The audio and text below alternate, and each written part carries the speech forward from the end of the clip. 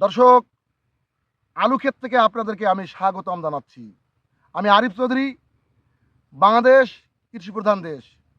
কৃষির উপর নির্ভর করে অর্থনীতি, বাণিজ্য, শিল্প, কারখানা। আমি এই আলু ক্ষেতে অবস্থান করেছি। সারা বাংলাদেশে আলুর ব্যাপক চাহিদা। বাংলাদেশে ব্যাপক আলু চাষাবাদ করা হয়েছে, কিন্তু আলুর দাম না থাকায় কৃষকরা বিপাকে পড়েছে। আমি চাই আলুর সঠিক মূল্য হোক। এই আলু চাষাবাদ করে কৃষকরা যেন স্বাবলম্বী হতে পারে, তাহলে দেশ অর্থনীতিতে এগিয়ে যাবে। তাই আসুন আমরা সকলে কৃষকের পাশে দাঁড়াই, কৃষকের সঙ্গে থাকি, কৃষককে ভালোবাসি। তেমনিভাবে আলুর দাম স্বাভাবিক মাত্রায় হোক, আমি আশা করব।